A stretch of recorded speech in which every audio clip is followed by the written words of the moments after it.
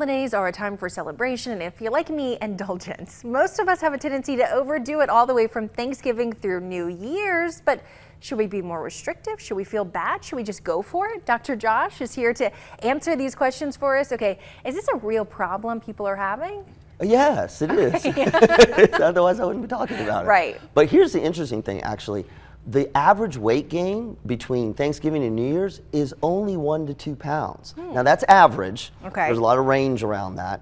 But what makes me more concerned is not the weight gain, but we get ourselves in really bad health habits between Thanksgiving and New Year's. And so when New Year's is done, now we're in this position where we're really out of sync. And I think psychologically and physically, that's a problem. Okay, so what does that mean? How is it? It's more than just eating and enjoying delicious food. We're tapping into our emotions here, right? Is that how it becomes problematic? Well, yes, because what we can do is we do throw caution to the wind and we do indulge, which is okay, but we do that unintentionally and we're not careful about how we do it. And so again, by the time we're done with New Year's and there's no more excuse, right? Because there's no more holidays, we're out of sync. And well, so Valentine's Day. Okay, fine. But what I like to do is not restriction, it's called controlled indulgence. Okay. And that's really the approach you have to take. So what is controlled indulgence? Well, let's use Thanksgiving as an example, but it's Thanksgiving or any holiday where there's a lot of food.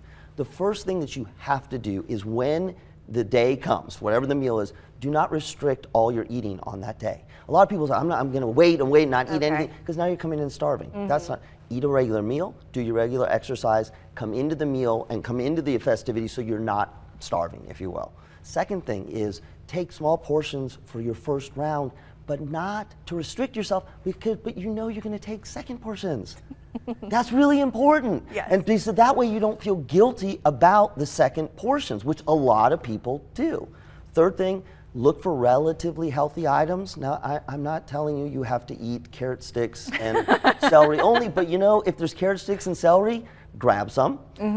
The fourth, when it comes to dessert, and this is important, this is something that I do, ask yourself before you grab the dessert, is this something I want to spend my calories on? So that you're doing it intentionally and not just mindlessly. And then the last thing is, when you're done, don't just roll over onto the couch and go to sleep.